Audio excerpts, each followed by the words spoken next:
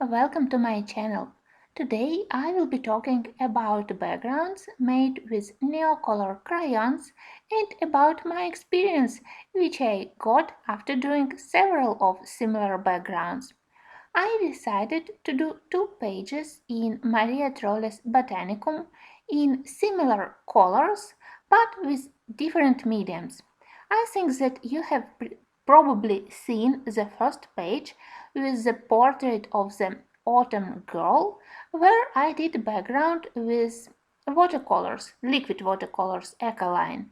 And for this page I used almost the same colors, but I will be using NEOCOLORs.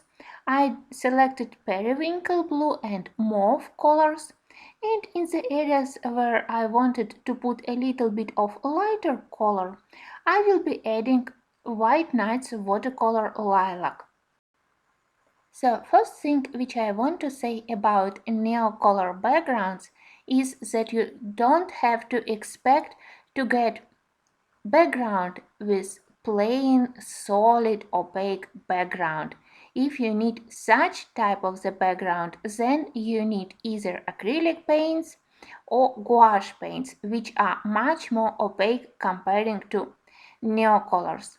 Yes, NEOCOLORs are more opaque comparing to totally transparent watercolors, but still, when you do background with NEOCOLORs, there usually will be some lighter areas, some darker areas, some stains in the areas where you start to apply water, so you will be able to do beautiful, intense background with nice and bright colors, but it won't be completely plain and completely opaque.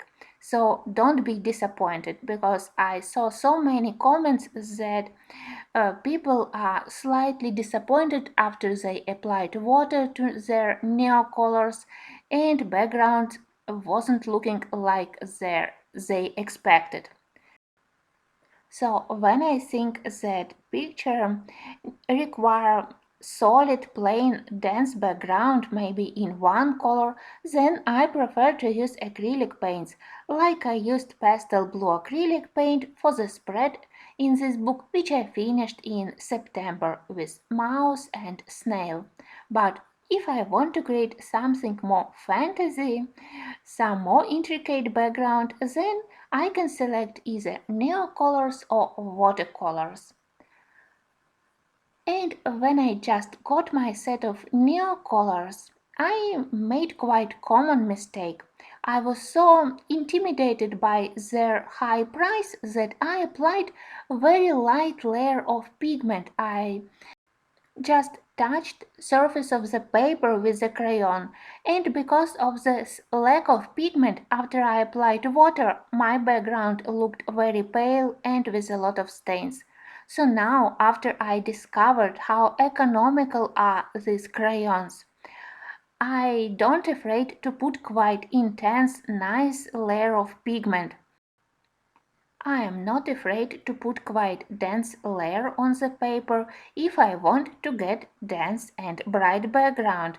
So with enough pigment on the paper you will get much better result, much brighter color, and also if you put a lot of pigment on the paper it will be more opaque and you will get a lesser amount of stains.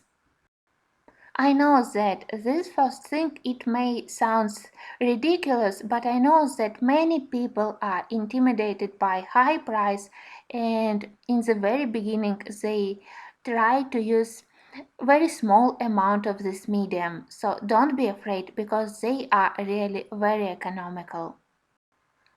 Next advice is about brush and about amount of water. If you want to get background which will be looking close to watercolors with transparent look and with flow of paint, then use bigger amount of water. But if you want to get more opaque and uh, solid background, then use minimal amount of water and make minimum movements of your brush. Neocolors are very easy dissolved, so when you add big amount of water, your pigment will immediately be um, dissolved into water and it will look much lighter and you risk to get a lot of stains. Quality of the brush is also quite important. Don't use hard brush which will be leaving visible brush strokes on the pigment which will be damaging paper. I use here my synthetic brush from Jackson Art which is able to hold nice amount of water but in the same time it's of medium softness so I can easily control it and to control movement of the pigment. When I apply water I try to make a very small tiny movement. I try not to move pigment excessively. I try to be very careful. I work with small circular movements and I try to use minimal amount of water. In this way, I hope to get background without visible stains from water and without visible brush strokes. A very soft brush like natural squirrel will hold excessive amount of water so your pigment risks to be very dissolved, very diluted with water and you risk to get stains. And a very hard brush will leave traces on the paper so brush is really important and to choose the right brush is a little bit tricky. The next advice is about applying water and about moving pigment. The neocolors are extremely highly pigmented, so when you start to apply water, they start to dissolve and they start to move after your brush. So if we have on our paper area when we need to do color gradient, like I have here around dragon uncolored area where I want to do very light color, or when I have color gradient from light to dark color, I always need to start applying water to the light area first and then I gently move my brush in, in the direction of the darker area. In such way your darker color won't eat your lighter color. I hope that I was able to explain. Oh, on this page, I have used two similar colors, mauve and periwinkle blue. They are of similar darkness, similar brightness, so when I start to apply water to mauve area, then it will be dominating color in this area. And if I start from periwinkle, then I will get more of periwinkle because one color always tend to consume second color. So you have to be very careful and to minimize your brush movements and think first which color you want to be prevailing in this area and to start to apply water to this color first and then move to the secondary color. Next advice is about using neocolors together with the watercolors.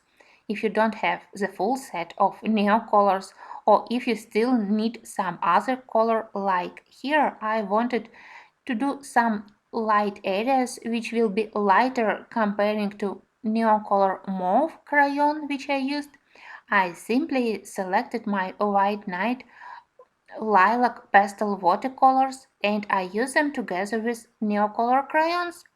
While paper is still wet, when pigment of a NEOCOLOR is still wet, I can mix it easily with watercolors and you can create beautiful color gradients. So even if you don't have the full set of NEOCOLORs, you can combine it with your watercolors and you will get much bigger variety of colors.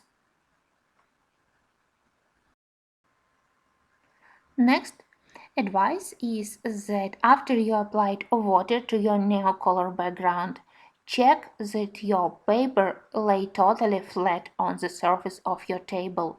Here my book and my page was slightly bended to the left, and all paper and all pigment tend to slide on the left side of the picture, and they created some pools of water and pigment on the left, and of course I risked to get quite ugly stains. So you have to check that paper is flat and that you don't have any pools of excessive water on your paper. If you get excessive water, then definitely after drying in these areas you will get not very attractive stains. Then I would advise to let your first surface of layer of NEOCOLOR to dry completely. Then you will be able to see which areas you like and which areas you don't like, where there are some stains and where you need to improve your background. So be patient and let the first layer to dry completely, and only then start to mend your background. So after my background is dried, and if I unfortunately discover that some areas have stains, or if I decide that I want to add some additional colors, usually I don't like effect when I use crayons on the paper and then again dissolve them with water. I usually got much better results if on the second layer I take pigment with wet brush directly from the crayon and then apply it on the paper. In such way, color gradients, they are softer without visible borders. So my advice, try to take pigment from crayon and apply it with the brush on the paper. Maybe it will be easier to improve your background. And sometimes, if I feel that I simply need to intensify color of the background, when pigment after dissolving look too light in my opinion, sometimes I use crayon without water like regular crayon. So I simply cover background with crayon and I slightly rub it into surface of the paper with my finger. With dry crayon, I try to apply a very delicate layer of pigment because thick layer of pigment will leave stains on the opposite page, and when you apply crayon very lightly and then rub it into surface of the paper, then you won't have stains on the opposite paper. And with my fingers I simply try to erase border between my background and with the new layer of dry crayon. Again, I hope that I was able to explain, but of course, feel free to ask me additional questions in the comments because I know that sometimes it's so difficult to explain in English. Somehow many people tend to forget that they also can use neocolors like regular crayons, and I have found it very helpful and now I use it quite often. Of course, as I said, I apply a very delicate layer of pigment and I apply neocolor without water only on the areas where I know that later I don't plan to use pencils on top of the background, because pencils, they lay down very well on the dissolved neocolors, but they won't work on the neocolors without water. And the last thing which I want to say is that honestly, I don't like backgrounds which we get with neocolors because usually they have stains. I know that it sounds strange and shocking, but still neocolors create background with stains. Yes, our task is to minimize these stains, but still, this background is not totally 100% uh, in my style. But this neocolor background create perfect base to use it with other mediums. So usually after I did this base with neocolors, on top of it, I still work with other mediums, sometimes with pencils, like I did in Magical Dawn, for example, where I masked the most ugly stains and areas which I didn't like, or where I wanted to add additional color accents with Derwent color softs or with polychromases.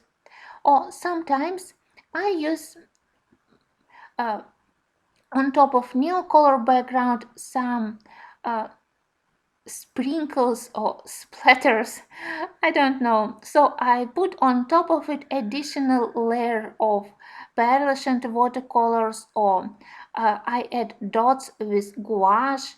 You will see in the end of this video. So I will sprinkle a little bit on the surface of this background pastel pink color, and I added white circles using white pencil and a white crayon, and in my opinion it helped to mask areas of the background which doesn't look very attractive, and it really helped to create much more interesting fantasy look of the background. It's just my personal opinion, of course, or maybe I still lack some skills working with neocolors to create perfect background with just this medium. But my best backgrounds I created by using neocolors as a base and then by working on top of them with other mediums like pencils, uh, regular watercolors, pearlescent watercolors, or even gouache or acrylics. So don't be discouraged from using neon colors if your background doesn't look perfect. Try to experiment with your mediums, try to discover which mediums work best together, which pencils or which other paints you can use on top of neon colors to add additional effects, and then you will get your perfect fantasy backgrounds. And meanwhile, I started to color my fantasy dahlias. I decided that I am quite tired from realistic green leaves and that I want to color something in fantasy way. Or maybe a main reason of my blue leaves was because I finally purchased one of the Inktense pencils which I still didn't have in my set. I purchased my set of neo colors individually. First I got 36 colors and then I added pencil by pencil and other colors to my set, but I wasn't able to get a deep blue color, and finally I have found it in my art shop, and of course I wanted to try it, so that was the reason why my leaves are blue. And reason why I decided to color dahlias in pink color, it's because I purchased a new color of watercolors and it's opera rose. So I hope that this video wasn't very boring. I know that a lot of my advice there were very primitive, but I found from my experience that new colors, they are amazing and they are able to do uh, beautiful pictures. They are very helpful, but in the beginning they are not very easy to use, and sometimes result which I got in the very beginning was a little bit disappointing, and I know that some people they stopped to use the neon colors, they were discouraged, and the reason why I decided to create this video it's because I wanted to remind that the more you experiment, the more you use your mediums, the better result you will get in the end. Thanks for watching and for listening. In the end of this video I will put a link to my quite old video, which I still consider quite helpful, where I was talking about that you don't need the full set of neocolors, and where I name my favorite and most frequently used colors of the crayons.